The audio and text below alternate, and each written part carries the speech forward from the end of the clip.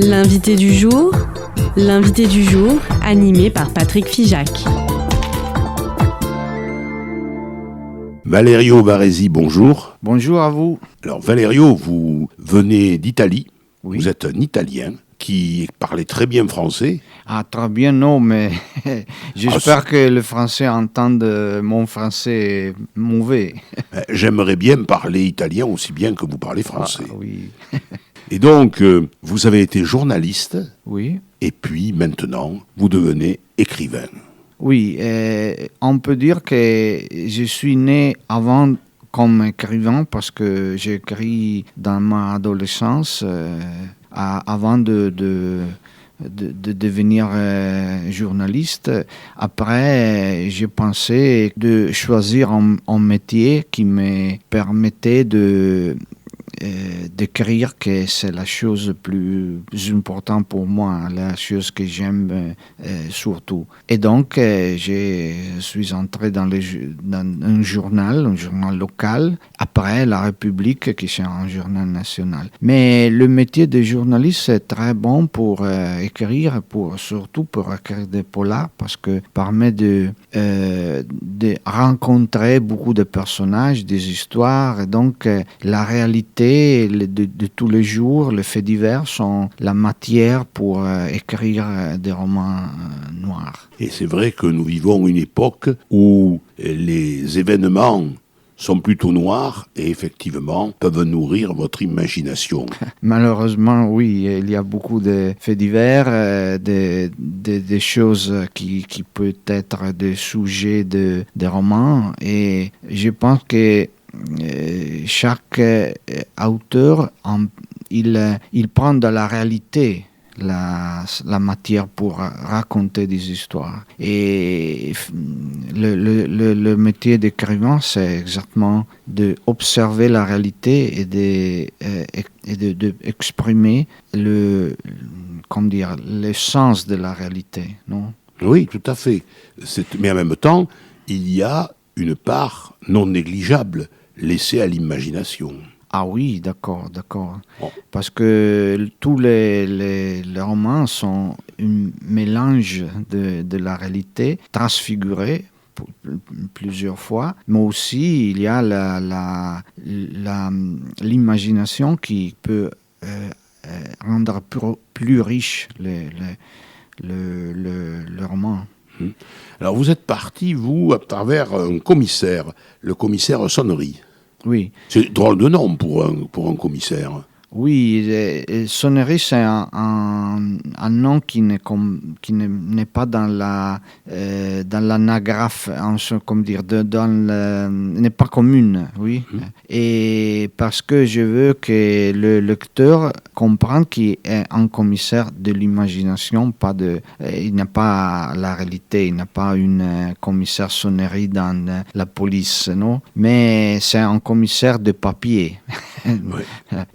Mais j'ai pris le personnage dans la réalité parce que j'ai connu un commissaire qui est un peu pareil comme Sonnery de papier. Oui, bien sûr. Et donc, on suit le commissaire Sonnery, enquête après enquête, livre après livre. Ah oui, en Italie, ils sont sortis 18 épisodes de Sonnery, 10 traduits en France, et le lecteur généralement devient, il pose de confiance dans le personnage récurrent. Il cherche le personnage récurrent, et j'écris des autres livres qui ne sont pas des noirs, ni de polars, mais tous les fois, le public me dit, le lecteur dit, mais quand retour Sonnery, il veut retrouver Sonnery. Ah oui, mais on le comprend. Donc, ils veulent d'autres enquêtes de ce commissaire que vous faites vivre, livre après livre. Alors, qu'est-ce qu'il a de particulier, ce commissaire ? Et il est un commissaire introverti, un commissaire inductif, n'est pas déductif comme le commissaire, les détectives anglo-saxons comme Agatha Christie ou Sherlock Holmes ou de Conan Doyle, mais inductif, c'est-à-dire qu'il est un peu siménonienne, comme Maigret qui observe la réalité, il ne sait rien, et il a beaucoup d'intuition pour trouver la voie pour résoudre l'énigme, l'homicide. Donc, il est surtout un commissaire qui observe beaucoup la réalité, il est critique vers la réalité parce que le monde s'est développé dans une direction qui n'est pas celle qu'il veut. Il est un commissaire qui est plus de gauche, mais la réalité il va à droite. L'Italie, par exemple, il va à droite. Ou la société. Oui, mais en France, on peut dire que c'est la même chose. Hein. Oui, tout le monde, malheureusement, dans les États-Unis. Et donc, le commissaire est très critique dans la réalité, surtout parce qu'il voit les homicides, le vol, tous les personnes qui ne se comportent pas par la loi. Non? Alors, comment il est? Montrez-le-nous à la radio. Il est grand, il est petit, il est jeune, il est vieux, il est beau.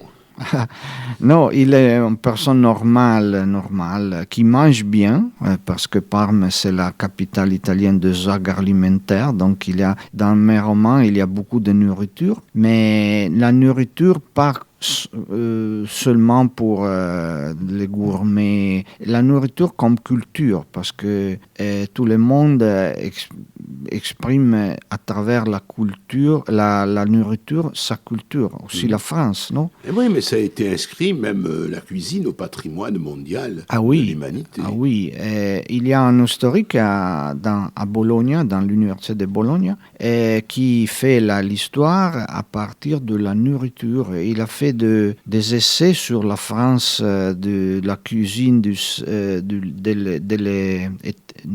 l'époque baroque et de l'époque de Lumière, de l'illuminisme, et il a noté la différence, son différence de mentalité. Donc la nourriture, c'est le miroir de la civilisation de l'époque.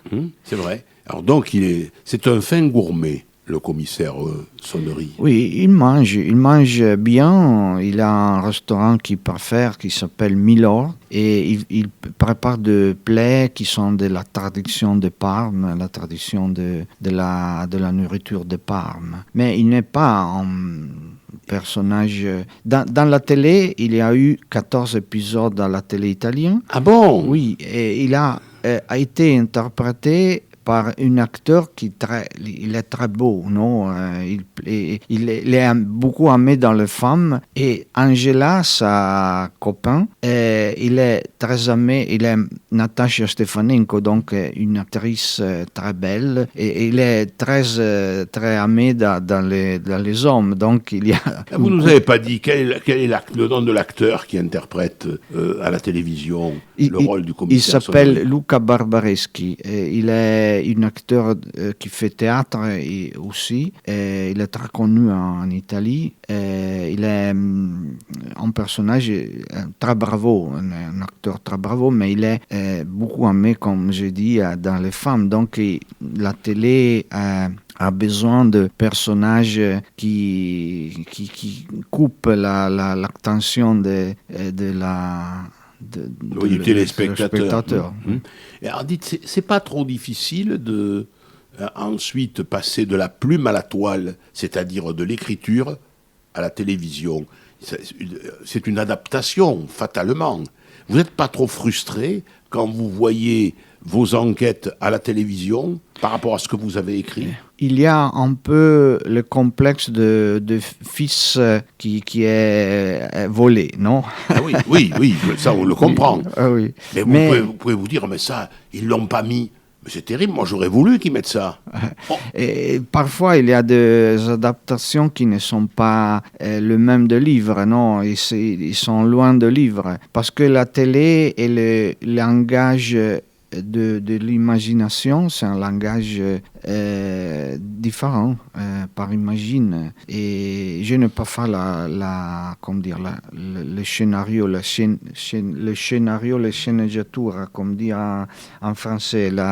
L'adaptation, je n'ai pas fait. Vous ne jouez pas, vous n'avez aucun regard sur l'adaptation? On vous demande un peu, mais la télé, c'est le patron de la chaîne. Oui, oui.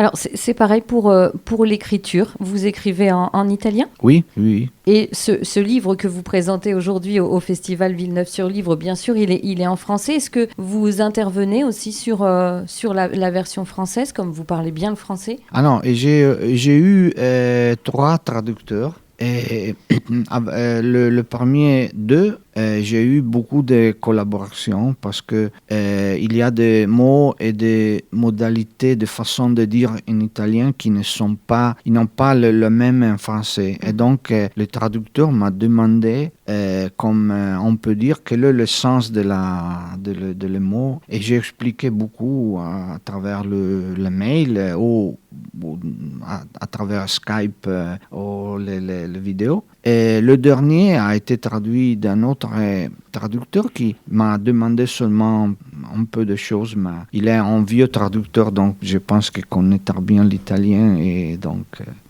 la traduction c'est plus facile. Et il est traduit qu'en français ou vous l'avez dans d'autres langues? Oui, non, je suis traduit en anglais, en allemand, en espagnol, dans les Pays-Bas, dans la Roumanie. Qu'est-ce qui doit gagner, Aurélie, comme argent? Je ne sais pas. C'était là, avec les droits de télévision, les droits de traduction, c'est extraordinaire. Non, je ne suis pas riche. Avec le livre, c'est difficile de devenir riche. Surtout en Italie, qu'il y a un marché de livres plus petit qu'en France. Oui, mais en France, là, vous commencez maintenant à connaître un certain succès, puisque vous êtes traduit. Oui, je suis content. Et la France, c'est le premier pays où je vais au festival, où j'ai de satisfaction, beaucoup de satisfaction en France. Et je suis très content quand je viens en France. Oui, et alors, autre question par rapport au traduit. Vous lisez ensuite le livre en français quand un il est peu, traduit? oui, mais mon français n'est pas en gré d'apprécier la langue française. Je comprends, mais je ne connais pas tous les nuages de la langue française. Et donc, je ne suis pas en gré de juger si en bon français. Je pense que oui, le français, dis-moi, c'est un français littéraire. Donc, merci à le traducteur. Oui, mais alors vous devriez même les relire, comme ça à la fois vous reliriez vous-même et vous apprendriez des mots français. Oui. Ça serait quand même assez extraordinaire. Alors vous avez évoqué Bologne. Oui, ouais. Mais j'ai travaillé 30 ans à Bologne, à la rédaction de la République de Bologne. Et alors Bologne, Valerio, il y a un personnage là, il y a un sémiologue. Oui, Umberto Eco. Bien sûr, comment ne pas parler de Bologne sans évoquer le grand Umberto Eco? Ah oui, c'est un des plus grands intellectuels italiens. Et même, j'allais dire, moi je suis un fan d'Umberto Eco, oui. Le nom de la rose en particulier. Ah oui, c'est le roman qui a ouvert une époque, non? L'œuvre ouverte, moi j'avais beaucoup aimé son livre L'œuvre ouverte, qui est un de ses premiers. Et j'étais très triste d'apprendre sa disparition parce que c'est quelqu'un d'une grande culture et qui a beaucoup appris. Oui, une immense culture, oui. En tout cas, merci. Valerio Varesi, merci d'avoir fait vous. un petit tour par nos studios. Je rappelle le titre de votre dernier roman, L'autre loi. C'est la 10e enquête en France du commissaire Sonnery, paru aux éditions Agulot. Merci beaucoup. C'était l'invité du jour, animé par Patrick Figeac.